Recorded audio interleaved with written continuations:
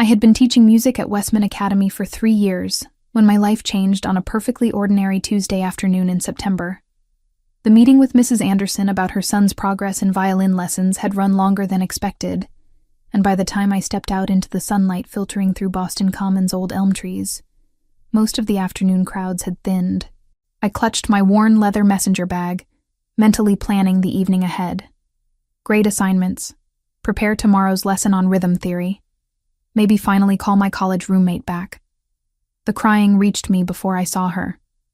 A small figure huddled on one of the green benches near the frog pond, her shoulders shaking with the kind of desperate sobs that made my heart clench. She couldn't have been more than 5 years old, wearing a cream-colored dress that looked expensive, tiny patent leather shoes, and clutching a teddy bear that had definitely seen better days. Dark curls fell around her face as she buried it against the bear's worn fur. I glanced around, searching for frantic parents or a nanny, anyone who might be looking for this child. But the paths around us were mostly empty, except for joggers with earbuds and a few tourists consulting maps. Nobody seemed to notice the little girl falling apart on the bench. I've never been good at walking away from children in distress. It's probably why I became a teacher in the first place. "Hey there," I said softly, approaching slowly and crouching to her eye level about 3 feet away. "Are you okay? Are you lost?" The little girl looked up, and I was struck by how large her brown eyes were, swimming with tears and terror. She said something that I didn't catch, her voice thick with crying. "Can you tell me your name?" I tried again, keeping my voice gentle. "I'm Taylor. I'm a teacher." She responded, but the words weren't English. My brain scrambled to place the language, catching the musical rhythm of it. Italian, maybe?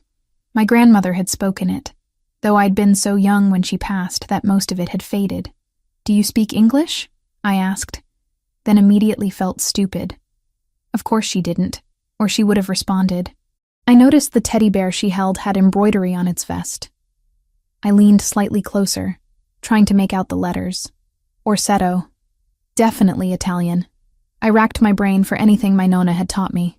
I'd taken some Italian classes in college, partly to honor her memory, partly because I'd fallen in love with the language. It came back slowly, rusty but there. "Come to Chiami?"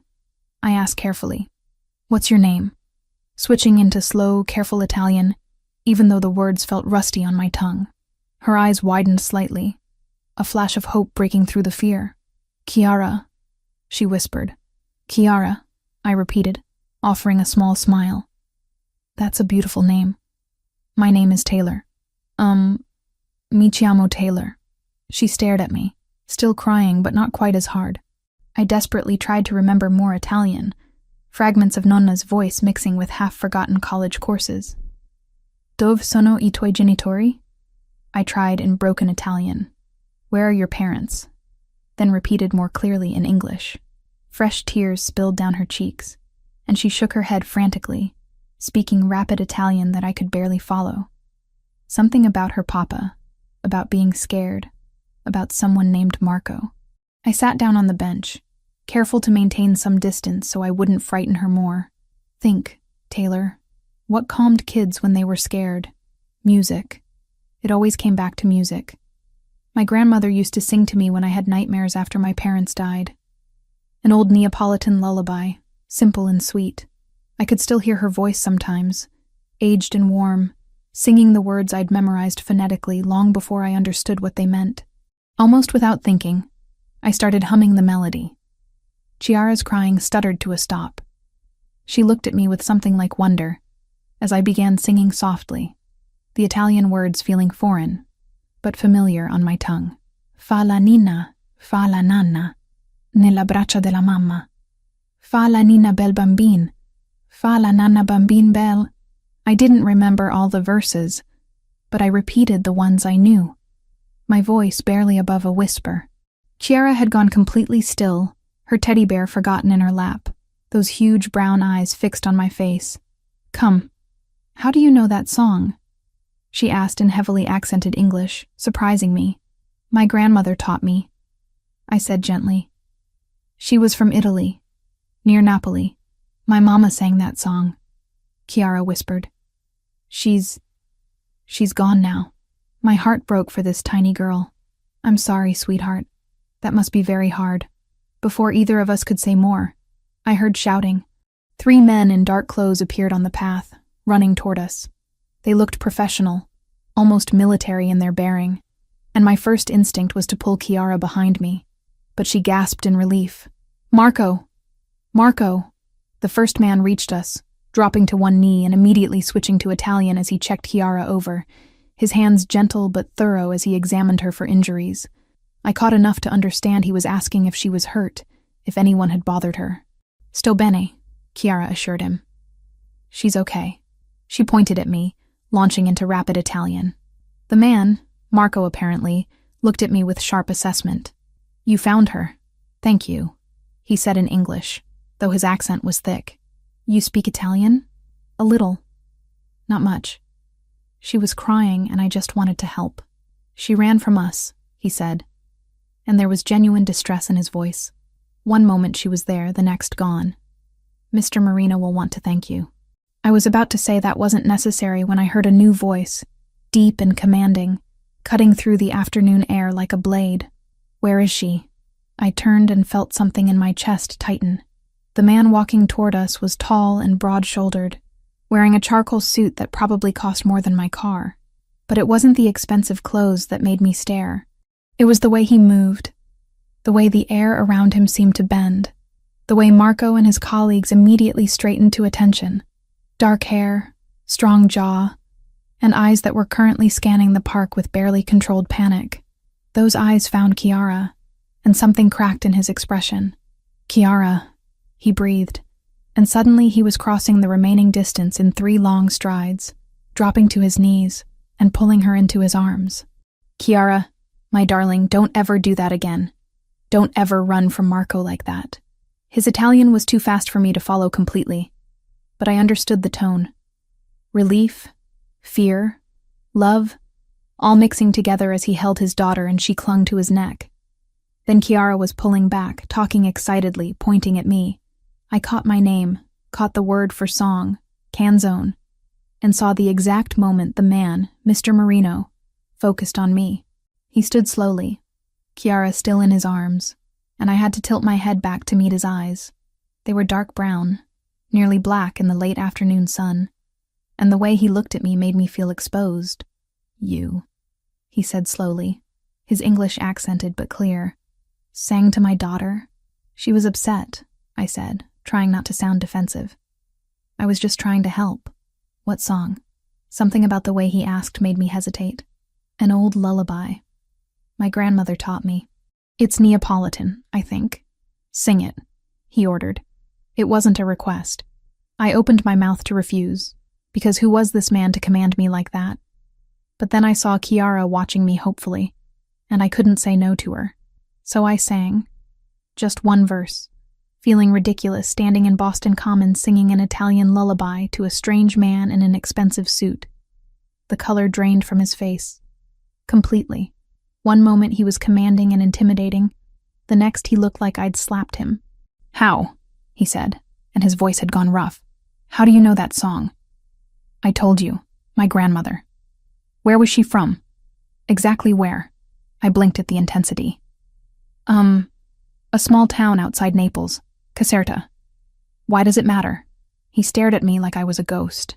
Chiara tugged on his collar, saying something worried, but he didn't look away. That song, he said quietly, was my wife's favorite. She sang it to Chiara every night. She learned it from her grandmother in Caserta. The coincidence was eerie. My grandmother was from there. Grew up there anyway. It's not that small of a region. Probably lots of people know that song. But his expression said he didn't believe in coincidences. Marco said something in Italian, low and urgent, and Mr. Marino nodded once. Your name, he said to me. Taylor Wells. I am Nicholas Marino. This is my daughter, Chiara. He paused, still studying me with that unsettling intensity. I owe you a debt, Miss Wells. You calmed her when no one else could. It was nothing. Really. I'm just glad she's okay. It was not nothing. He reached into his jacket, pulled out a card and handed it to me. It was thick, Expensive paper with just a name and phone number. If you ever need anything, you call that number. I took it because refusing seemed rude. That's not necessary. Nevertheless. He held my gaze for a moment longer, then said something to Marco in Italian that sounded like an order. Marco nodded and pulled out his phone, stepping away slightly. What? I started to ask. But Nicholas Marino had already turned, carrying Chiara toward a black SUV I hadn't noticed before. Chiara waved at me over his shoulder. Grazie, Miss Taylor. I waved back automatically, watching them go. The whole encounter had lasted maybe 10 minutes, but I felt shaken by it in a way I couldn't explain. Marco returned briefly. Mr. Marino wanted to ensure you arrive home safely. May I call you a car? I'm fine. I live nearby. But thank you. He nodded once, professional and polite, then followed his employer. I watched the SUV pull away, turning the heavy card over in my hands. There was something about the way Nicholas Marino had looked at me, like I was a puzzle he needed to solve. I slipped the card into my bag and headed home, trying to shake the feeling that I'd just stumbled into something far more complicated than a lost child in a park. My apartment in Brighton was small and cluttered with sheet music, but it was mine. I made tea, graded half the assignments I'd meant to finish, and kept thinking about dark brown eyes and a little girl who'd stopped crying the moment I sang her mother's song. Just a coincidence, I told myself. Just a strange, sad coincidence. I didn't know then that coincidences like that don't just happen. I didn't know that in 5 days, everything would change. 5 days passed in a blur of lesson plans and student performances before the phone call came. I was in the faculty lounge, microwaving leftover pasta and grading rhythm exercises when my cell rang with an unfamiliar number. Miss Wells? The voice was professional, female, with a crisp accent that suggested expensive education. This is Catherine Reeves from Whitmore and Associates. I'm calling on behalf of a client who wishes to discuss a private tutoring opportunity with you. I almost dropped my phone. I'm sorry. What? A position as a private music instructor. The compensation would be considerable, and the schedule would accommodate your current teaching obligations at Westmont Academy. Would you be available for an interview? Who's the client? Mr. Marino has requested discretion until the interview. I assure you this is a legitimate offer.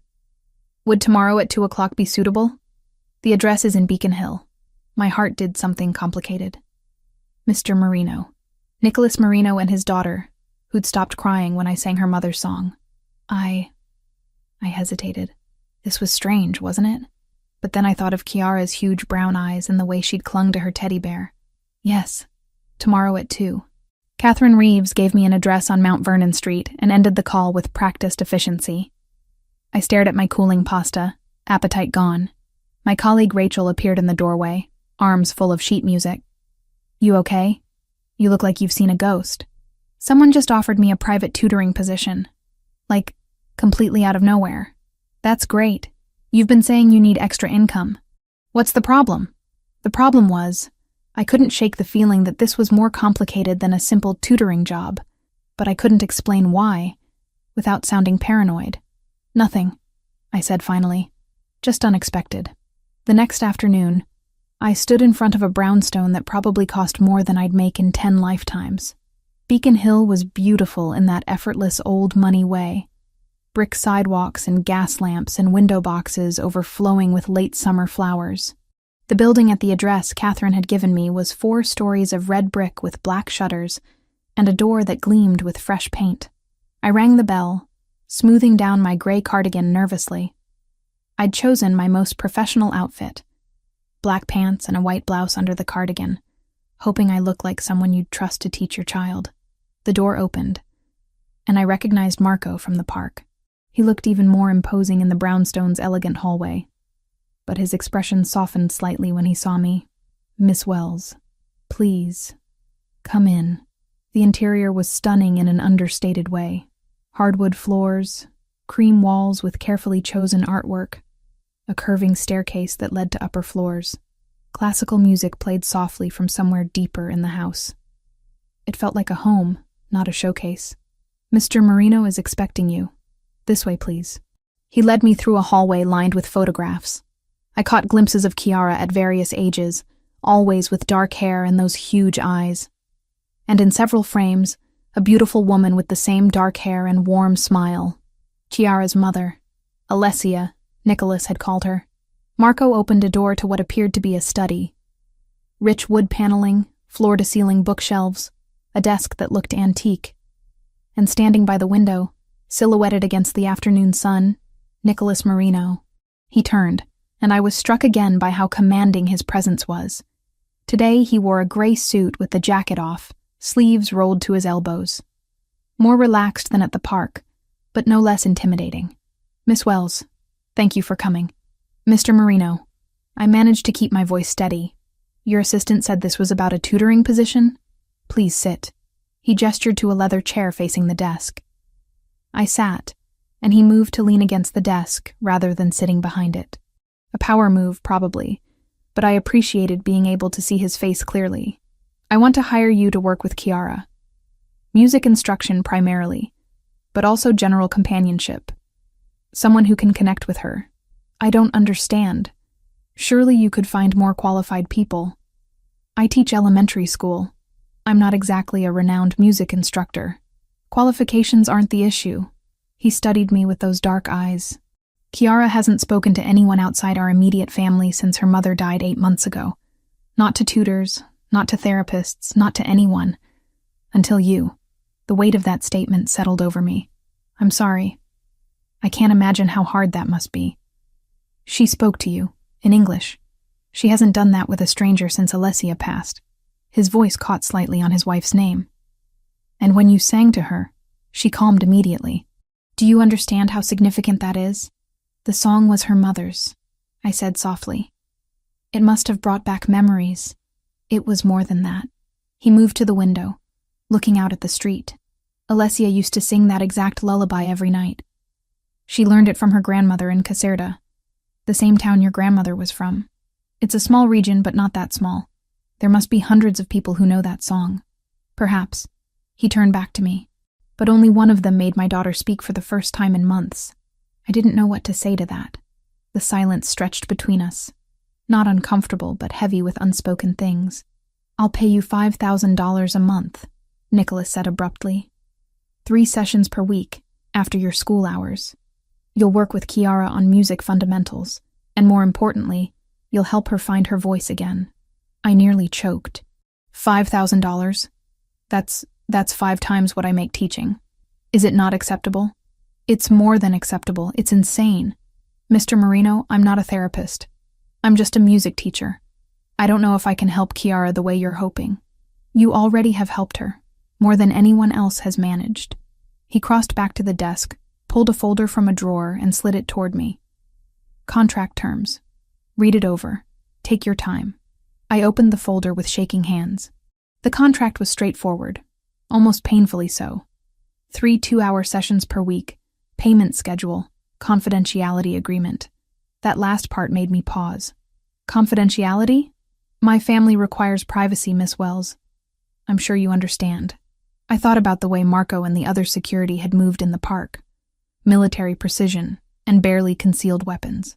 I thought about this house, this neighborhood, the way Nicholas carried himself like someone used to being obeyed without question. "What exactly is it you do, Mr. Marino? For work, I mean." "I manage various business interests. Import, export, real estate, family enterprises." It was a non-answer, but delivered with such casual confidence that I almost let it go. Almost. "And you need your daughter's music teacher to sign a confidentiality agreement because—" His expression shifted, something like respect flickering in his eyes. "Because my business dealings sometimes attract unwanted attention, and anyone who enters my home becomes part of our circle, whether they intend to or not. I protect what's mine, Miss Wells, including the people who care for my daughter." It should have sounded threatening. Instead, it sounded like a promise. "Can I meet Chiara before I decide?" "Of course." He moved to the door, spoke briefly to Marco, then returned. "She's finishing her lunch. She'll be down shortly." We waited in silence that felt less awkward now. I found myself studying the room more closely, books in Italian and English, a photograph on the desk of Nicholas and Alessia on their wedding day, both young and radiant. "How long were you married?" The question escaped before I could stop it. 7 years. We met in Rome when I was there for business. She was playing violin in a cafe near the Spanish Steps. A small smile touched his mouth. She said Americans had no appreciation for real music. I spent 3 hours proving her wrong. She sounds wonderful. She was. He looked at me directly. Chiara is all I have left of her. And for 8 months I've watched my daughter disappear into silence because I can't fix this. I can't bring her mother back. But maybe I can bring back the music her mother loved. Maybe that's enough. Before I could respond, the door opened and Chiara appeared. She wore a yellow dress today, her dark curls pulled back with a ribbon. And when she saw me, her entire face lit up. Miss Taylor. She ran across the room, stopped just short of me, suddenly shy. Hi, Chiara. It's good to see you again. Papa said you might come. Are you going to teach me music? Like Mama? My heart squeezed. Would you like me to? She nodded vigorously, then glanced at her father. Can she, Papa? Please? Nicholas looked at me with an expression I couldn't quite read. That's up to Miss Wells. She hasn't decided yet. Chiara turned those huge brown eyes on me, and I knew I was lost.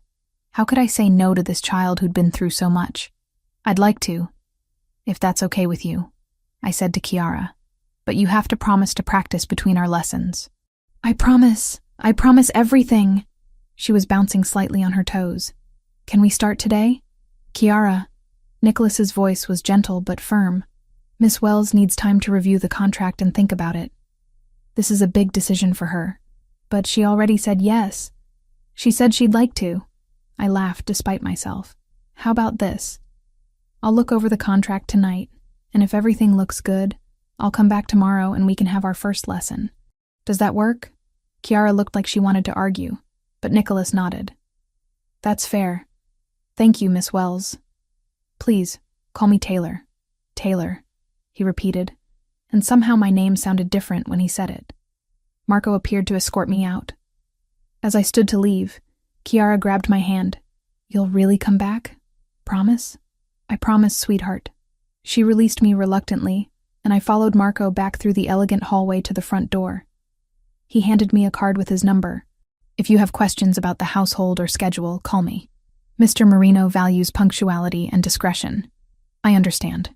I walked back down Mount Vernon Street toward the T station, the contract folder tucked under my arm, my mind spinning. $5,000 a month. A little girl who desperately needed help. A man who looked at me like I held answers to questions he hadn't asked yet. This was either the best opportunity I'd ever had or the biggest mistake I was about to make. I couldn't tell which. That night, I read the contract 3 times, called my college roommate who worked as a paralegal, and tried to talk myself into seeing red flags. But the contract was straightforward. The money was real, and when I closed my eyes, I saw Chiara's hopeful face. I called Catherine Reeves the next morning and accepted the position.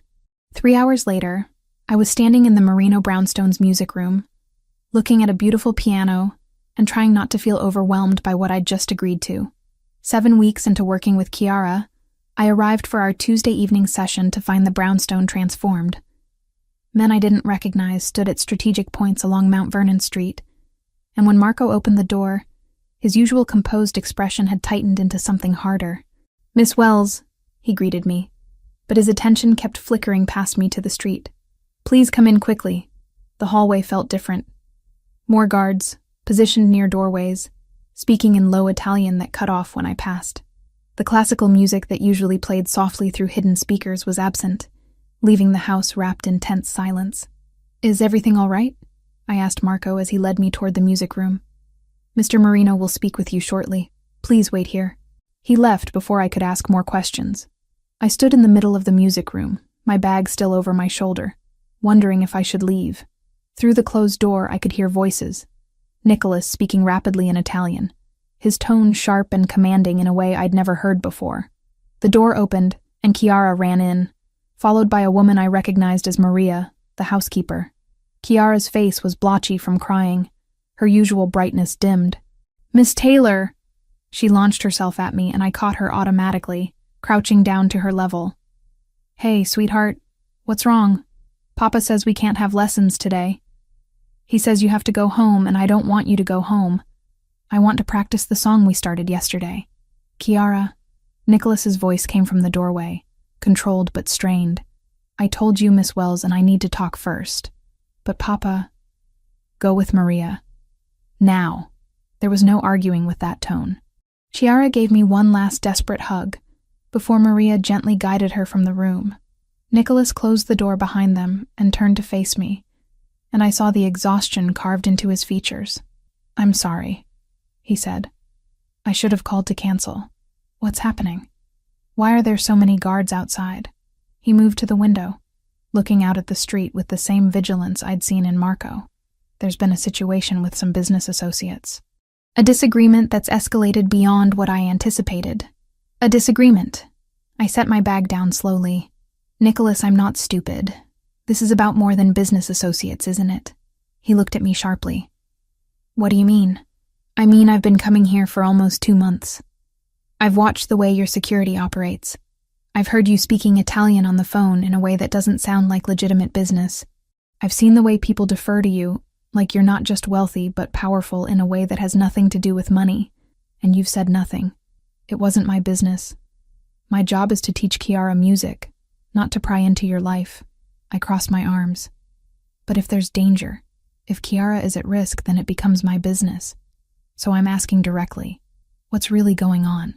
Nicholas studied me for a long moment, something shifting in his expression. Finally, he moved away from the window, gesturing to the piano bench. Sit. Please. We need to have a conversation I'd hoped to avoid. I sat, pulse quickening. He remained standing, hands in his pockets, choosing his words carefully. My family has operated in Boston for 3 generations. We handle matters that exist in the spaces between legal and illegal. Protection for businesses, resolution of disputes that can't go through official channels, import and export of goods that require discretion. Do you understand what I'm telling you? You run a criminal organization. The words came out steadier than I felt. We prefer to think of it as providing services the official systems fail to address. But yes, by legal definition, what I do is not entirely lawful. He watched my face carefully. Does this change things for you? I thought about Kiara's progress over the past weeks, how she'd gone from silent to singing simple melodies. I thought about the little girl who'd cried in the park, and the father who'd held her like she was his entire world. That depends, I said slowly. Are you a danger to Kiara? To me? Never to Kiara. She is everything. His voice dropped, and I would cut off my own hand before harming you. But I can't control what others might do to get to me. That's why the security. That's why the confidentiality agreement you signed. The situation today? Rivals. Russians, specifically. They've been pushing into territory we've held for years, and negotiations have broken down. There was an incident at one of our properties. No one was hurt, but it was a warning. They're escalating. My stomach tightened. And Kiara is the most valuable thing in my life, which makes her a target if they want to hurt me. Raw pain crossed his face. Her mother was killed by a different rival organization. A car accident that wasn't an accident. I've spent 8 months making sure that never happens again, but today reminded me how vulnerable we still are. The weight of that confession settled over us. Alessia hadn't just died. She'd been murdered. Kiara had lost her mother to violence meant for her father. Why tell me this now? I asked quietly. Because you deserve to understand the risk you're taking by being here, by being associated with me and my daughter. He moved closer, close enough that I had to tilt my head back to meet his eyes. I wanted you to have a choice. A real choice, not one based on ignorance. If you walk away now, I'll understand. I'll pay out your contract. You'll never hear from us again. And if I stay, then you accept that being in our lives means being under my protection. It means security will watch you even outside this house. It means you'll sometimes see things or hear things that you'll need to forget. It means your safety becomes my responsibility. That sounds like a threat. It's a promise. I protect what's mine, Taylor. He said my name like something precious. But only if you choose this. I won't force you. I stood, needing to be on more equal footing. What about Kiara? What happens to her if I leave? She'll be devastated. But she'll survive. She survived worse. That decided it, really. I thought of that little girl who'd finally started speaking again, who'd smiled yesterday when she'd sung the chorus correctly for the first time. I thought of how she'd run to me today, needing comfort. "I'm not leaving," I said. "Kiara needs me. And I don't abandon people who need me just because things get complicated." Nicholas's expression shifted, relief and something deeper flashing across his features. "You understand this isn't a game? These people, they won't hesitate to use you if they see you as leverage. Then don't let them see me as leverage. You said you protect what's yours, so protect me if it comes to that. But I'm staying." He stepped closer, close enough that I could feel the heat of him. "You're either incredibly brave or incredibly foolish. Maybe both." I managed a small smile, but I made a promise to Kiara, and I keep my promises. Even knowing what I am, what I do, I thought about it, really thought about it. He was a criminal by any legal definition. He probably had blood on his hands, probably made decisions I'd never be comfortable knowing about. But he was also a father who loved his daughter desperately, who'd hired me because I'd made her smile, who looked at me like I was something rare and valuable. I don't know what you are, Nicholas. I don't think I want to know all of it. But I know you love Kiara. I know you've kept me safe since the day we met. And I know that scared little girl upstairs needs music lessons more than I need moral certainty. I held his gaze. So yes, even knowing what I know, I'm staying. He searched my face for a long moment, then nodded slowly. "Then we have terms to discuss. If you're staying, we do this properly. No more walking alone at night. Marco or another guard will drive you to and from school. You'll have a phone that connects directly to my security team. And you tell me immediately if anyone approaches you, asks about me, shows unusual interest. That's a lot of restrictions. That's the price of staying safe." His expression softened slightly. "I won't cage you, Taylor. But I won't watch another person I care about get hurt because I was careless." Another person I care about.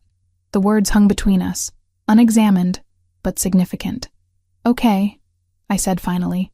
"I can accept those terms. But I have conditions too. Kiara comes first. Always. If being around me puts her at greater risk, I walk away, no matter what you say. And you're honest with me about the danger. I can't make good decisions without information." Agreed. We stood there in the music room, classical instruments on the walls, late afternoon sun slanting through the windows, making a deal that felt far more binding than any contract. "Can I see Kiara?" I asked. "I don't want her thinking I abandoned her." Relief crossed his face. "She's been asking for you since Maria took her upstairs." He led me up to the second floor, to a room I hadn't seen before. Kiara's bedroom was perfect for a 5-year-old, soft yellows and creams, shelves full of books, a corner devoted to toys she rarely played with. She sat on her bed, tears drying on her cheeks, clutching the teddy bear from the park. "Miss Taylor!" She scrambled off the bed. "You didn't leave." I caught her in a hug. "Of course not. I told you I was staying, remember? But Papa said it might not be safe and you might not want to come anymore. And I was scared you wouldn't come back like... Her voice broke, like her mother. The unspoken words cut through me. "I'm not going anywhere, sweetheart. We're still going to have our lessons. And you're still going to practice.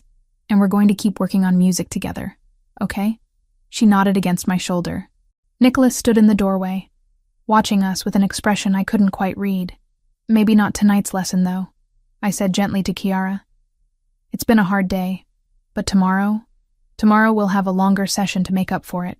Promise?" I promise. When I finally left that evening, Marco drove me home in the black SUV I'd only seen from a distance. The ride was quiet. But before I got out, he turned to look at me. "Mr. Marino doesn't care about many people, Miss Wells. But he cares about you and Kiara. That makes you family. And we protect family. Thank you, Marco." "No, thank you. For not running. Most people would have." As I climbed the stairs to my apartment, I thought about how my life had shifted without me quite noticing. 7 weeks ago, I was just a music teacher. Now I was tangled up with a mob boss and his daughter, accepting security details and learning to live with danger. Rachel would think I was insane. Hell, I thought I was insane. But when I closed my eyes, I saw Kiara's hopeful face and Nicholas's quiet desperation, and I knew I'd made the right choice. Complicated, dangerous, probably foolish, but right. November arrived with the kind of cold that made Boston feel smaller. Everyone hunched into coats and hurrying between buildings. I'd been working with Kiara for nearly 3 months when she brought up the winter recital during one of our Tuesday sessions. Miss Taylor, my friend Sophie, she goes to music school and they have a big show at Christmas where everyone plays instruments and parents come and there's cookies after. She was carefully pressing piano keys, practicing scales, but her attention was clearly elsewhere. Do you think I could do something like that? My hands stilled over the sheet music I'd been organizing. You want to perform? In front of people? Just a little bit. Just one song, maybe. She looked up at me with those enormous brown eyes. Mama used to play violin at shows. Papa has videos. She looked so happy. The comparison to Alessia twisted something in my chest. That's a beautiful idea, sweetheart. But we'd have to ask your father. He'll say no. The resignation in her voice was heartbreaking. He always says no about going places. She wasn't wrong. Nicholas had turned down every invitation that involved Kiara leaving the brownstone, or its immediately secured perimeter. Birthday parties, school visits, even the music store when we needed new sheet music. Marco went instead, following my detailed list. But I thought about Kiara's progress, how far she'd come from the silent child in the park. She deserved to share her music with the world. Let me talk to him, I said. No promises, but I'll try. That evening, Nicholas arrived home while I was packing up my materials. He looked tired, jacket off and tie loosened, but he smiled when he saw Kiara showing me her drawing of a piano. How was the lesson? Good. She's ready to move to more complex pieces. I hesitated. Can I talk to you for a minute? Alone? His expression shifted to concern, but he nodded. Kiara, go help Maria with dinner preparations, please. Once she'd skipped out, he turned to me. What's wrong? Nothing's wrong. I just wanted to discuss something Kiara brought up today. I explained about the recital, watching his face close down before I'd even finished. Nicholas, before you say no, the answer is no. You know why. I do. But I also know Kiara needs this. She needs to experience performing, to feel what her mother felt. Music isn't just about playing in empty rooms. It's about sharing it. You want me to put my daughter in a room full of strangers where anyone could be a threat. His voice was hard. After everything I told you, you're asking me to make her a target. I'm asking you to let her be a child, just for one afternoon. The price of that afternoon could be her life. We stared at each other across the music room, tension thick between us. Finally, I tried a different approach. What if we made it completely secure? Your venue, your security, your rules. Not a public recital at some random school. Something private, controlled. Taylor, just hear me out. What if we did a small performance here, in the brownstone? Invite a handful of people, all thoroughly vetted. Set it up exactly how you need it to be safe, but let Kiara have the experience of playing for an audience. Let her share what she's learned. He was quiet for a long moment, fingers drumming against his thigh. I could see him calculating risks, weighing possibilities. Who would attend? Family, maybe? People you trust. I could invite my colleague Rachel. She's been asking to meet Kiara. Keep it intimate, no more than 20 people. 20 is too many. 15, 10, however many you're comfortable with. I moved closer. Nicholas, she's 5 years old and she spent 8 months locked away from the world because you're terrified of losing her the way you lost Alicia. I understand that fear, but you can't keep her in a bubble forever. I can try. But there was less conviction in his voice now. Please, let me give her this. He looked at me, really looked at me, and something in his expression made my breath catch. You care about her, genuinely. Of course I do. She's an incredible kid. And you're not afraid of what being involved with us means? I'm terrified. But I'm staying anyway. I held his gaze. So let me do my job. Let me help Kiara grow, even if it scares you. Finally, he nodded slowly. Small gathering. Here. Guest list approved by me personally. Marco and his team positioned throughout. And if I sense anything wrong, anything at all, it ends immediately. Deal. Relief flooded through me. Thank you. Don't thank me yet. You're the one who has to plan it. A hint of humor crept into his voice. And deal with Kiara's excitement when she finds out. When I told Kiara the next day, she quite literally jumped up and down, her usual composure forgotten in pure childhood joy. Really? Really, really? Papa said yes? He said yes. But it's going to be small, just close family and a couple of my friends. And you have to practice extra hard to be ready. I'll practice every day, twice a day. Miss Taylor, thank you, thank you, thank you. She threw her arms around me and I hugged her back, looking over her head to see Nicholas watching from the doorway. The next few weeks blurred into intensive preparation. Kiara practiced with a dedication I'd never seen in a child her age. We chose a simple piece, an Italian folk song I'd taught her that would showcase her voice more than complex piano skills. Nicholas threw himself into planning with the same intensity he probably brought to his business dealings. Every guest was vetted thoroughly. Marco and I had 3 separate meetings about security positioning. The Brownstones' music room was transformed into a miniature concert hall, chairs arranged in careful rows, lighting adjusted for optimal acoustics. The day of the recital, I arrived 3 hours early to find the house already humming with activity. Staff I'd never seen before moved through rooms, Maria directed food preparation, and Marco coordinated his team through an earpiece. I found Kiara in her bedroom, wearing a deep red velvet dress that Maria had helped her pick out. She was vibrating with nervous energy. What if I forget the words? What if I play the wrong notes? What if... Hey, I knelt in front of her, taking her small hands. Do you remember what I told you about performing? That the music lives in my heart, not just my fingers. Exactly.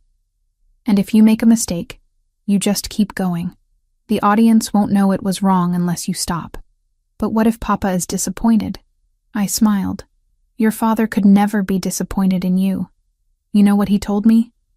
That watching you perform is going to be the proudest moment of his life since you were born. Her eyes went wide. He said that? He did. It was true. Nicholas had confessed it to me last night. His voice rough with emotion we'd both pretended not to notice. The guests began arriving at 2 o'clock. I recognized Nicholas's sister, Lucia, who pulled me into a hug that surprised me. So you're the miracle worker I've heard about. Taylor, yes? I'm so glad to finally meet you. Likewise. Nicholas has mentioned you. She laughed. I'm sure he has. Probably complaining about my interference. Her expression turned serious. Thank you for what you've done for Kiara and for my brother. Before I could ask what she meant, Rachel appeared, eyes wide as she took in the elegant brownstone. Taylor Mitchell Wells, you have been holding out on me. This house is insane. It's not mine, I said quickly. This is my student's home. Your student's father is clearly doing well for himself. She lowered her voice. Is he single? Please tell me there's a tragic but romantic backstory. Rachel, I'm just saying, if you're not interested, can we not do this right now? But Nicholas chose that moment to appear, greeting guests with the easy authority of a man used to command. He looked devastating in a tailored navy suit, and I saw Rachel's eyes go wide. That's him? That's the father? She hissed in my ear. Taylor. Girl, why did you not mention he looks like that? Because it's not relevant to teaching his daughter music. It's relevant to my social life. Introduce me. I reluctantly made introductions.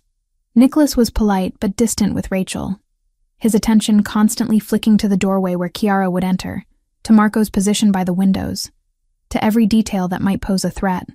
By the time everyone was seated, about 12 people filled the small space. Nicholas sat in the front row, Lucia beside him. I stood near the piano, ready to accompany Kiara if she needed support. Maria dimmed the lights slightly. The room fell silent, and then Kiara appeared in the doorway, tiny in her red dress, but standing straight and brave. I saw Nicholas's throat work as he swallowed hard. His daughter, performing publicly for the first time since her mother died. The weight of that moment hung over all of us. Kiara walked to the piano, sat on the bench we'd adjusted for her height, and looked directly at her father. She didn't speak, just placed her hands on the keys and began to play. The Italian folk song filled the room, simple but beautiful. Her voice, when she started singing, was clear and sweet, carrying the lyrics about home and family and love that endures. I'd chosen it deliberately, knowing it was something Alessia might have sung. I watched Nicholas's face throughout the performance. He sat utterly still, barely breathing, tears gathering at the corners of his eyes that he didn't bother to hide. This was his daughter, alive and whole and making music her mother had loved. This was hope and healing wrapped in a 5-year-old's voice. When Chiara finished, the room erupted in applause. She stood and curtsied exactly as I'd taught her, then ran straight to her father. Nicholas caught her, lifting her into his arms and holding her like she was the most precious thing in the world. "You were perfect," he whispered against her hair, voice thick with emotion.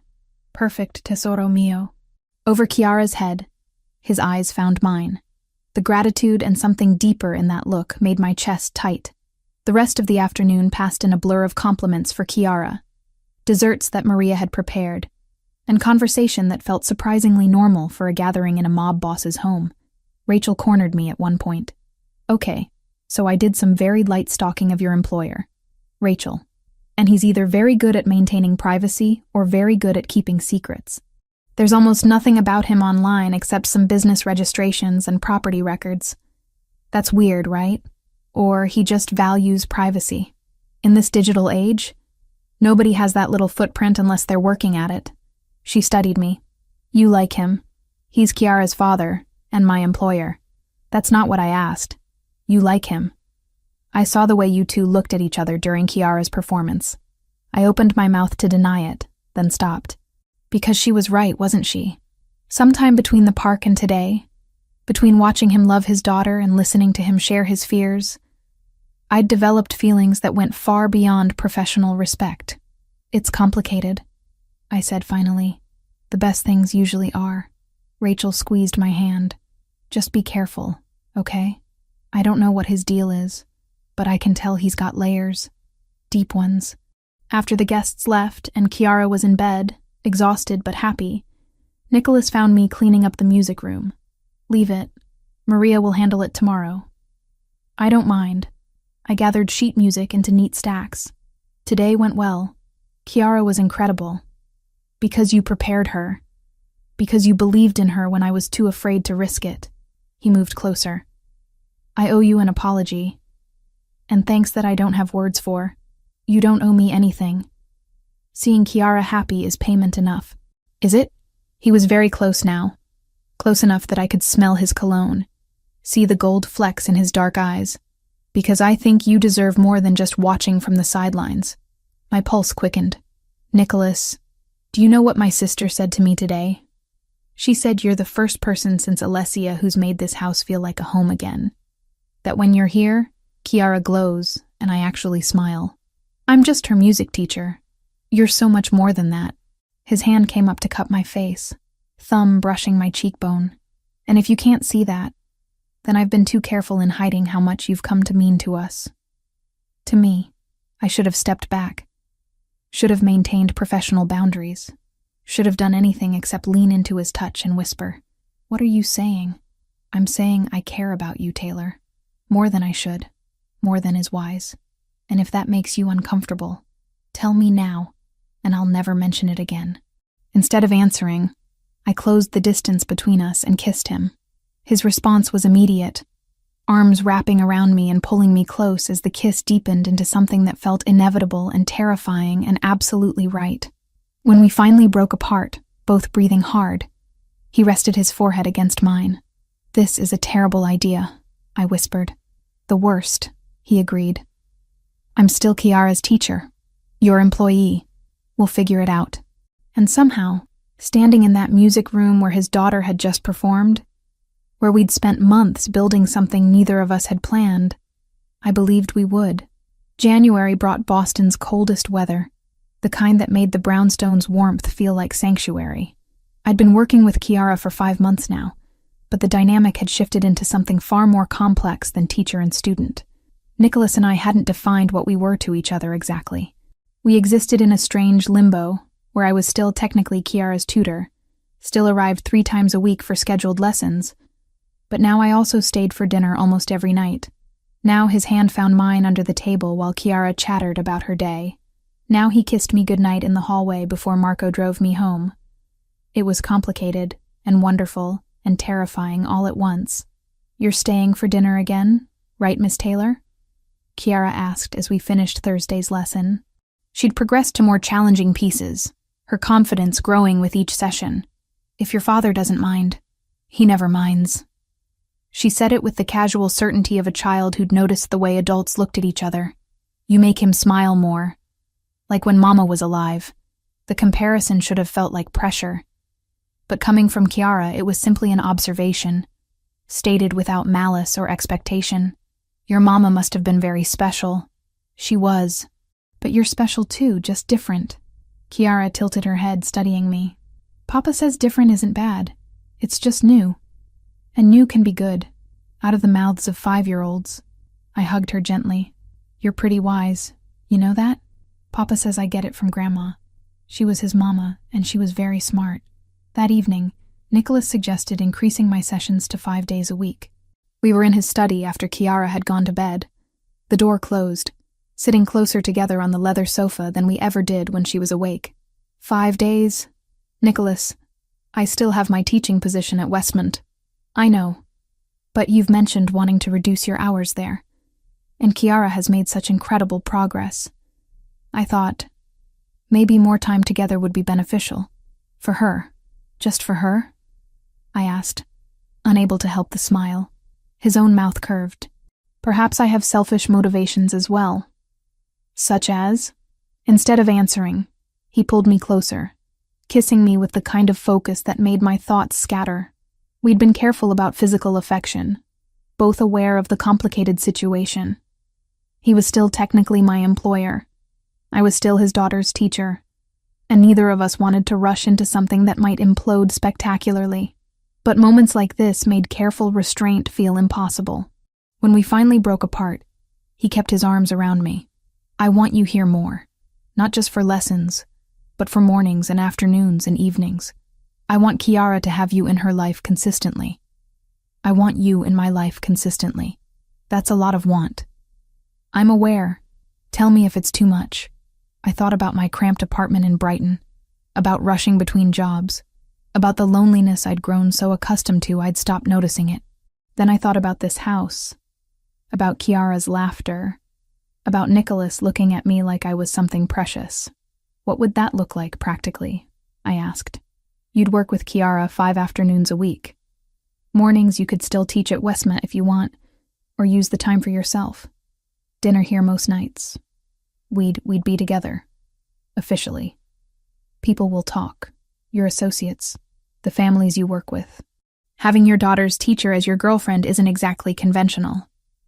I don't care what people think." He traced patterns on my shoulder. "But I care what you think. What you're comfortable with." What I was comfortable with had expanded dramatically in the past months. 6 months ago, I would never have imagined dating someone whose business dealings existed in legal gray zones. Now I found myself more concerned with whether I could make this relationship work than with the ethics of how Nicholas made his money. "I want to try," I said finally. "The increased schedule, the official relationship, all of it. But we tell Kiara carefully. I don't want her thinking I'm trying to replace her mother. You could never replace Alessia, but you're carving out your own place in our lives, and that's exactly what I want Kiara to understand." We told her the following week, sitting together in the music room where so much of our connection had developed. "Kiara, we need to talk to you about something," Nicholas started, and I saw her eyes go wide with the kind of panic kids get when adults announce family meetings. "Did I do something wrong?" "No, sweetheart, nothing like that." I took her hand. "We just wanted you to know that your papa and I, we care about each other, as more than just teacher and father, and we wanted to make sure you're okay with that." She looked between us, processing. "Like how you care about me. Similar but different," Nicholas said. "The way I cared about your mama. That kind of caring." "Oh." She was quiet for a moment. "So Miss Taylor would be around more? Like, maybe for breakfast and not just lessons? Would that be okay with you? I asked. To my surprise, she launched herself at me, hugging tight. Yes. I already pretend sometimes that you're my extra person, like how Sophie at music class has a mama and a stepmom. Not that you'd be my stepmom because Papa hasn't married you, but maybe like a special friend who's here lots. I looked at Nicholas over her head, saw him watching us with such tenderness it made my chest tight. A special friend who's here lots sounds perfect, I managed. The transition was smoother than I'd expected. I reduced my hours at Westmont to mornings only, which my principal accepted with surprising grace. Rachel had theories about why I was suddenly so invested in private tutoring, but I deflected with practiced ease. My new schedule meant arriving at the brownstone by noon, working with Kiara from 2 to 4, then staying through dinner and evening. Some nights I stayed later, sitting with Nicholas in his study while he handled business calls in Italian, content to grade papers or read while he worked. It was domestic in a way I'd never experienced. Comfortable. Right. The first crack in our carefully constructed world came on a Tuesday in late February. I was helping Kiara practice scales when Marco appeared in the doorway, his expression urgent. Mr. Marino needs to see you. Both of you. Now. Something in his tone made my stomach drop. I took Kiara's hand and we followed him to Nicholas's study, where I found him standing by the window, phone in hand, jaw tight with barely contained anger. What's wrong? I asked. He looked at Kiara, then at me, clearly weighing how much to say. There's been a development. The Russians we dealt with before, they've made contact again. They know about you, Taylor. About your involvement with us. Ice flooded my veins. How? Someone talked. One of the guests from Kiara's recital, probably. Word spreads in our circles. He moved closer. They're using you as leverage, suggesting that if I don't agree to their territorial demands, you might become a target. Oh, God. You're safe, he said immediately, hands gripping my shoulders. I have security on you always. They won't get near you. But I need you to understand the situation has escalated. Kiara tugged on my hand. What does that mean? Is Miss Taylor in trouble? No, Tesoro. Nicholas knelt to her level. Miss Taylor is perfectly safe. Papa just needs to make sure some bad people stay away from our family. You remember what we talked about? About how sometimes Papa has to handle difficult situations? She nodded solemnly. And you always keep us safe. Always. He looked up at me. Can we talk? Privately? After Maria took Kiara to the kitchen for a snack, Nicholas pulled me into his arms. I should have anticipated this. Should have kept you more separate, more protected. You can't predict everything. I can try. His voice was rough. Taylor, I need to ask you something, and I need you to think carefully before answering. My heart pounded. Okay. Would you consider staying here, in the brownstone? Not just for visits, but actually living here. It would be safer, easier to protect you. I have guest suites, you'd have your own space, but you'd be within secured perimeters. It was a massive ask. Moving in together after only months of dating, and not even for romantic reasons, but for security concerns. That's a big step. I know. And if you say no, I'll respect it. But I'd sleep better knowing you were here, knowing my security could watch you properly. His eyes searched mine. This isn't about control or possession. It's about not losing someone else I care about. The vulnerability in that confession decided me. Let me think about it. Not because I don't want to, but because I need to process what it means. For my job, my independence, my life. Of course. Take all the time you need. That night, Marco drove me home, and I found myself really looking at my apartment for the first time in weeks. It was small and shabby, filled with secondhand furniture and evidence of a life lived on a budget. I'd been happy here once, but now it just felt lonely. I called Rachel. I need advice, and I need you not to judge me. This should be good. Hit me. I explained everything. The relationship with Nicholas, the security concerns, his request that I move into the brownstone. Rachel was quiet for a long moment. Okay. So, setting aside the fact that your boyfriend is apparently connected to organized crime, which we'll definitely circle back to. Let's focus on the practical. Do you love him? Did I? I thought about Nicholas's rare smiles, the way he was with Kiara, how safe I felt in his presence despite knowing he was dangerous. I think I might. And Kiara? How do you feel about potentially becoming a more permanent part of her life? I love her. Completely. She's an amazing kid. Then honestly, maybe you should do it. Life's short, Taylor. And if you found people who make you happy, who cares if the situation is unconventional? She paused. But I swear to God, if this goes bad and you need an escape plan, you call me immediately. Deal. 3 days later, I told Nicholas I'd move in. His relief was palpable. You're sure? I'm terrified and probably making a terrible decision, but yes, I'm sure. He kissed me, soft and grateful. I'll make sure you never regret this. The move itself was simple, because I had so little worth bringing. My books, clothes, a few sentimental items from my grandmother. Everything fit into boxes that Marco and another guard transported in a single afternoon. Nicholas gave me a suite on the second floor, across from Kiara's room. It had a bedroom, sitting area, and private bathroom, decorated in soft creams and blues. My own sanctuary within his fortress.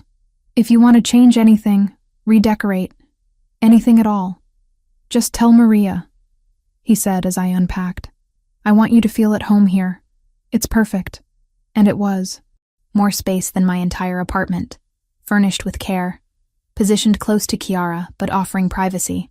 That first night, after Kiara was asleep, Nicholas knocked softly on my door. Can I come in? I opened it to find him holding 2 glasses of wine. We sat on the small sofa, close together, and he raised his glass. To new beginnings. To figuring this out as we go, I countered. We clinked glasses and drank, and when he kissed me goodnight at my door, it felt different, more permanent, like we were building something that might actually last. The next morning, Kiara found me making coffee in the kitchen and squealed with delight. You're here for breakfast. This is the best day ever. And watching her joy, feeling Nicholas's arm wrap around my waist from behind, I thought maybe Rachel was right. Maybe unconventional didn't mean wrong. Maybe this strange, complicated family we were building was exactly what all 3 of us needed. March brought the kind of weather that couldn't decide between winter and spring. Boston caught in limbo between seasons. I'd been living at the brownstone for 6 weeks, and while the arrangement worked better than I'd dared hope, the threat that had prompted my move remained unresolved. The Russians hadn't made any direct moves, but Nicholas's tension was palpable. He spent longer hours in his study, conversations in rapid Italian bleeding through closed doors. Marco and the security team maintained constant vigilance, their presence a reminder that our carefully constructed peace was fragile. I was working with Kiara on a new piece when Marco appeared in the doorway, expression more urgent than usual. Miss Wells, Mr. Marino needs to see you immediately. Maria will stay with Kiara. The seriousness in his tone made my stomach clench. Is he okay? He's fine. But it's important. I found Nicholas in his study, phone in one hand, other hand raking through his hair in visible frustration. When he saw me, he ended the call abruptly. Close the door. I did, pulse racing. What happened? The situation with the Yamaguchi family has escalated. They've made it clear they're not backing down from their territorial demands, and they've started moving on businesses under my protection. He moved to the window, jaw tight. There's going to be a confrontation, soon, and I need to ensure you and Kiara are completely secure when it happens. How bad is it? Bad enough that I'm considering options I'd hoped to avoid. He turned to face me. I need you to stay here, in the brownstone, until this is resolved. No going to Westmont, no leaving for any reason. Full lockdown. The request shouldn't have surprised me, but hearing it stated so bluntly made the danger feel immediate. For how long? I don't know. Days? Maybe a week. However long it takes to reach an understanding with them. Nicholas, I can't just disappear from my job without explanation. I've already spoken to your principal. Told him you have a family emergency and need temporary leave. It's handled. His expression was apologetic but firm. I know this isn't what you signed up for. I know it's controlling and unfair and a dozen other things. But I can't risk you or Kiara. Not when things are this volatile. I wanted to argue, to assert my independence. But the fear in his eyes stopped me. This wasn't about control. It was about a man terrified of losing the people he loved. Okay, I said quietly. I'll stay. But you have to promise me something. Anything. You keep yourself safe too. Kiara needs her father. And I need you to come back to us. He crossed to me in 3 strides, pulling me against him. I promise. This is business, not war. We'll negotiate, find common ground. I've done this before. Have you? Successfully? Most of the time. The honesty in his admission was somehow reassuring. He wasn't pretending there was no risk, just being realistic about the odds. That night, after Kiara was asleep, Nicholas came to my suite. We'd maintained separate bedrooms, partly for Kiara's sake, partly because neither of us wanted to rush the physical aspects of our relationship. But tonight felt different. Can I stay? He asked from the doorway. Just to sleep. I need to know you're close. I pulled back the covers in answer.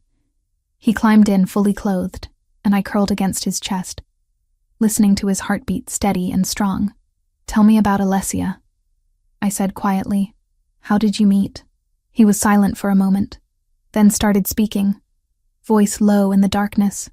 I was in Rome for business, handling some contracts my father had set up before he died. She was playing violin in a small cafe near the Spanish Steps, and the moment I heard her, I couldn't leave. I sat there for 3 hours, ordering coffee after coffee, just listening. His hand traced patterns on my shoulder. She noticed, eventually, came to my table during her break and told me I was making her nervous with all the staring. I smiled against his chest. What did you say? That I was sorry, but her music had made me forget how to be polite. She laughed and sat down, and we talked until the cafe closed. I extended my trip by a week, just to see her every day. She knew what you were, what your family did. Eventually, she didn't care, or she cared but loved me anyway. Said everyone has darkness. Mine just wore a better suit.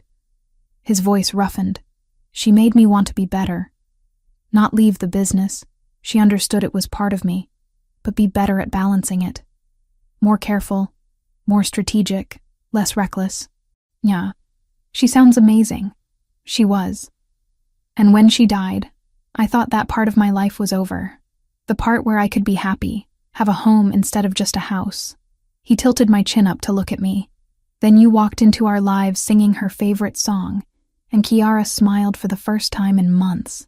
And I started thinking maybe there was room for happiness again. Different happiness, but real. I'm not trying to replace her. I know. You couldn't if you tried. But you're carving out your own space in our lives, Taylor. Your own importance. And I'm grateful for it every day. We kissed, slow and sweet, and eventually drifted to sleep tangled together. When I woke in the pre-dawn darkness, he was already gone. But a note on the bedside table read, "Meetings all day. Stay safe. I love you." The words made my breath catch. We hadn't said them before, both cautious about moving too fast. But there they were, written in his neat handwriting, impossible to take back. I love you too, I thought, pressing the note to my chest. The lockdown lasted 5 days. That felt like 5 weeks. Kiara sensed the tension, becoming clingy and asking repeatedly when she could go back to the park. I filled our time with extended lessons, baking with Maria, board games that made her giggle, normal activities in abnormal circumstances. Nicholas came and went at odd hours, always with Marco or other security, always looking more exhausted. He'd update me briefly, conversations held in low tones after Kiara was asleep. We're making progress. Yamaguchi has agreed to meet neutral territory, talk through terms. What kind of terms? Territory splits, profit sharing on certain operations, guarantees about non-interference in specific businesses. He rubbed his eyes. It's delicate. They want concessions I'm not eager to give, but the alternative is actual violence, and I won't risk that. Not with you and Kiara in my life now. On the 6th day, he came home at a reasonable hour for the first time all week, and the tension in his shoulders had eased. It's done. We reached an agreement. Relief flooded through me. What kind of agreement? The kind where everyone gives up something they'd rather keep, but avoids bloodshed. Yamaguchi gets control of certain operations in Southie that were contentious. I keep primary control of the North End and Beacon Hill. We establish neutral zones where neither organization operates without mutual agreement. He pulled me into his arms. And most importantly, family is explicitly off limits.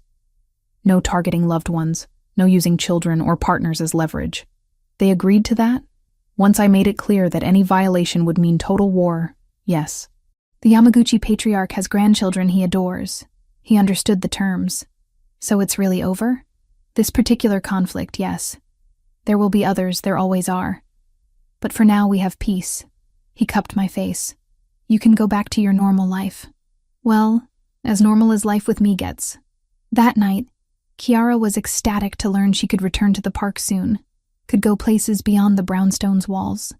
At dinner, she chattered excitedly about everything she wanted to do, and Nicholas watched her with such profound relief that my chest ached.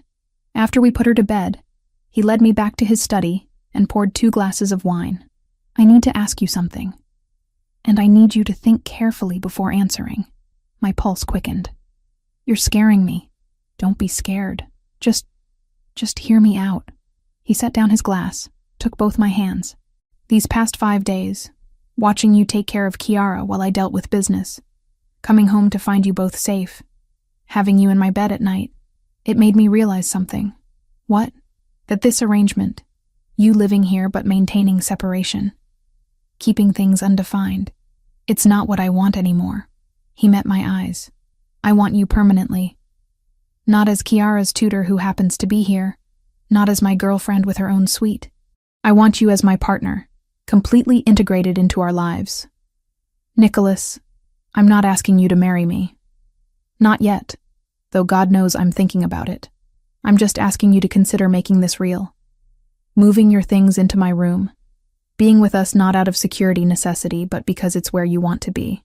Being Kiara's, I don't know what to call it. She loves you. And I love you. I want that to be official. Nod, the vulnerability in his eyes, the hope mixed with fear of rejection, made my decision easy. Yes.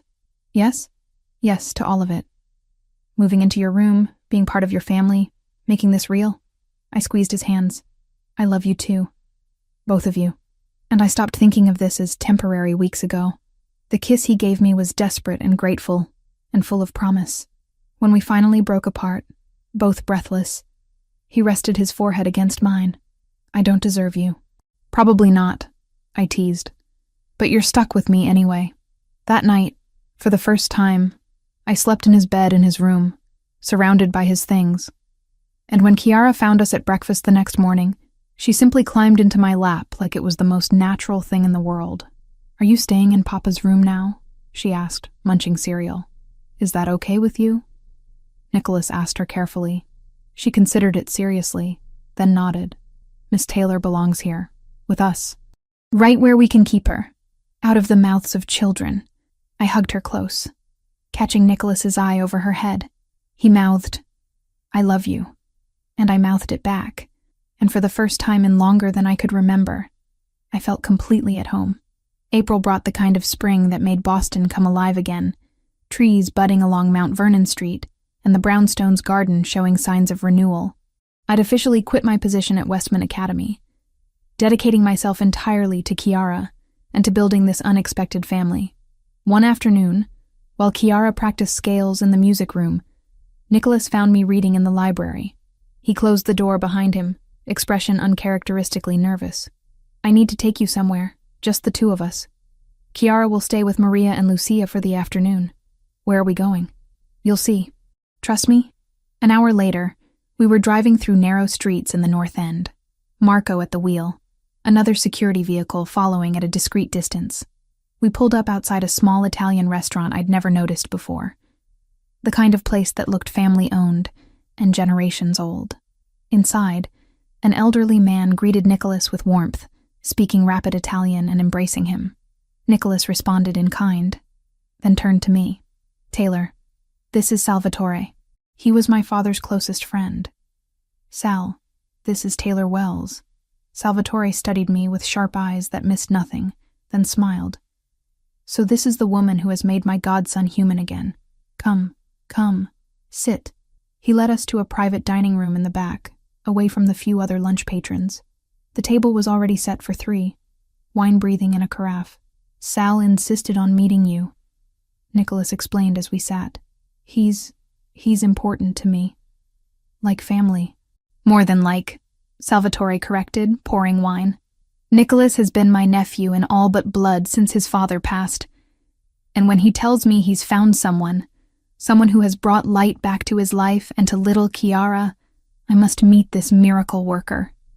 Over pasta that tasted like someone's grandmother had made it with love, Salvatore told stories about Nicholas's father, about the organization's history, about the delicate balance of power and respect that governed their world. He didn't shy away from the reality of what they did, but he also emphasized the codes they lived by. We are not monsters, he said, refilling my wine glass. We are men who operate in the shadows because the light has failed so many. Protection for businesses the police ignore. Justice for families the courts abandon.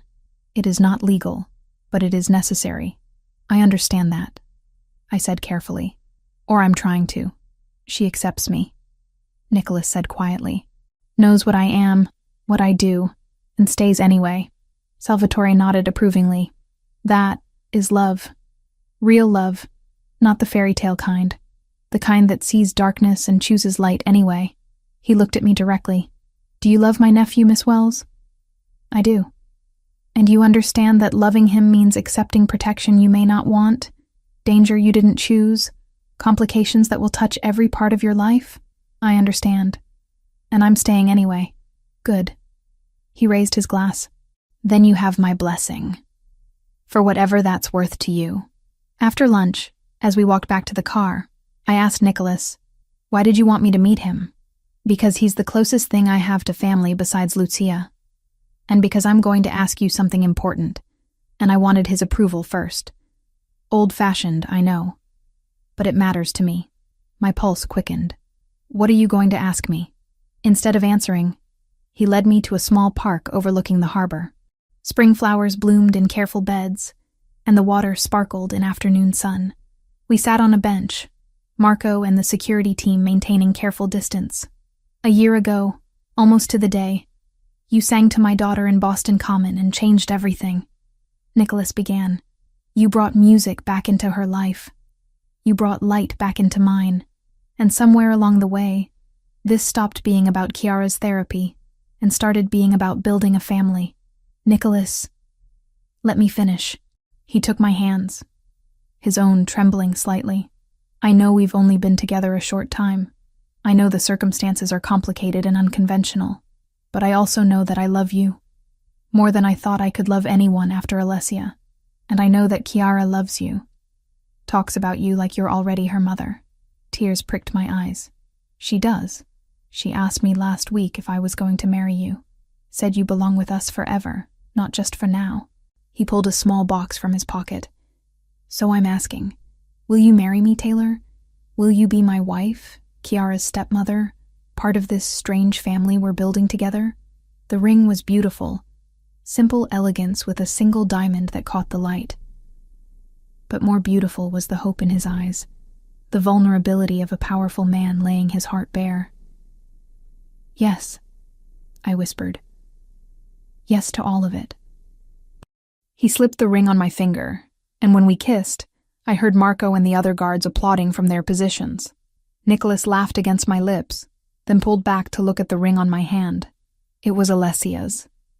She told me before she died that if I ever found someone else, someone who loved Chiara as much as she did, I should give them this ring, that she wanted it to represent continuity, not replacement.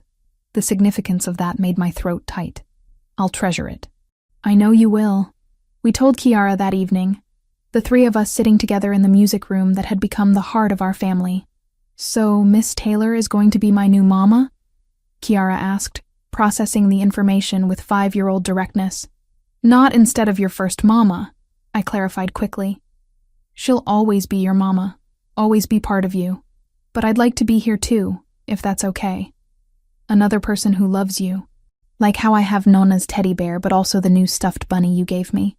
Both special, just different. The comparison was so perfectly childlike that I had to smile through tears. Exactly like that. Then yes, I want you to be my family for real. She climbed into my lap. Can I be in the wedding? I want to wear a pretty dress and hold flowers. Nicholas laughed, the sound rich with joy. You can absolutely be in the wedding. The most important person there besides Taylor. The next few weeks passed in a blur of wedding planning. We kept it simple, just immediate family and close friends. Lucia insisted on helping with arrangements, dragging me to boutiques to find the perfect dress. I chose something elegant but understated, ivory silk that felt timeless. Rachel, when I told her about the engagement, shrieked so loud I had to hold the phone away from my ear. You're marrying the mob boss? The hot, rich, dangerous mob boss with the adorable daughter? His name is Nicholas, and yes, this is the most dramatic thing that's ever happened to anyone I know. I'm so proud of you. Also terrified for you, but mostly proud. We set the date for June, a small ceremony in the Brownstones' garden with just 30 guests. Chiara practiced her flower girl duties with the seriousness of someone preparing for Carnegie Hall, and watching her prepare filled me with such love I could barely breathe. The night before the wedding, Nicholas found me on the balcony outside our bedroom, looking at the garden where we'd exchange vows tomorrow. Having doubts? He asked, wrapping his arms around me from behind. Not even a little. You? Only about whether I deserve you. But I'm selfish enough not to care. He turned me to face him. Thank you for taking a chance on us. On me. I know this life isn't what you imagined. No, I agreed. It's better. Stranger and more complicated, but better. We stood there in the spring night. Music from Chiara's playlist drifting up from the music room where she was having one last practice session. And I thought about the journey from that September afternoon in the park to here. I'd started out as just a music teacher helping a traumatized child. Somewhere along the way, I'd become something more. Partner, mother figure, wife-to-be. The family I'd built with Nicholas and Chiara wasn't conventional. Wasn't safe in any traditional sense. But it was ours. And that was more than I'd ever hoped to find. The next morning, as Lucia helped me into my wedding dress, and Chiara danced around in her flower girl outfit, I heard Nicholas's voice downstairs welcoming guests, our strange, complicated family gathering to witness this next chapter. It was perfect. All of it. The music, the people, the life we were choosing together despite the odds. And when I walked down the makeshift aisle in the garden, when I saw Nicholas waiting with Chiara at his side, both looking at me like I was everything they'd hoped for, I knew I'd made the right choice. Not the safe choice, not the conventional choice, but absolutely, unquestionably, the right one. June arrived with warmth that made the Brownstones' garden perfect for the wedding we'd planned. 3 weeks after our wedding, Nicholas suggested a trip, just the three of us, to Italy. A proper honeymoon, delayed so Chiara could come with us. I want to show you both where Alessia came from, he explained, where my own family originated, the places that made us who we are. We flew into Naples in early September, the heat of summer just beginning to fade. Chiara was beside herself with excitement, pressing her face to the airplane window and chattering in a mix of English and Italian that made Nicholas laugh. The first few days were spent in the city itself, eating food that made even Maria's cooking seem pedestrian, visiting museums and churches that left Chiara awestruck. Nicholas took us to the neighborhood where his grandparents had lived before immigrating to Boston, showing us the narrow streets and old buildings with quiet pride. My father used to tell me stories about playing in these alleys, he said, holding Chiara's hand as we walked. About the community, the way everyone looked out for each other. That's what he tried to recreate in Boston. That sense of family loyalty. On our 4th day, we drove to Caserta, the small town where both my grandmother and Alessia's had been born. The coincidence still felt impossible. 2 women from the same region ending up connected through Nicholas and me. We found the church where Alessia's grandmother had been baptized, the market square where my own grandma had played as a child. Nicholas was quiet as we explored, but I could see emotion working through him. That night, After Chiara fell asleep in our hotel room, Nicholas and I stood on the balcony overlooking the town square, warm Italian air wrapping around us. "Thank you," he said quietly, "for coming here, for letting me share this with you, for honoring Alessia's memory while building our future. She's part of our story," I said simply, "part of what brought us together. I'll never forget that. She would have liked you, would have been grateful that Chiara has you." We stood in comfortable silence, watching lights twinkle across the old town. Tomorrow we'd continue to Rome, then Florence, showing Chiara the art and architecture her mother had loved. But tonight was for reflection, for honoring the past while embracing the future. The final night of our trip, in a small hotel in Naples before our morning flight home, Nicholas had arranged something special. A private performance by a local violinist in the hotel's courtyard, playing the same songs Alessia used to perform. Chiara sat between us, entranced by the music, and when the violinist played the lullaby that had started everything, she reached for my hand. "Mama Alessia's song," she whispered, "and yours now too." The blending of past and present, the way Chiara had learned to hold both her mothers in her heart without conflict, made my chest tight with gratitude.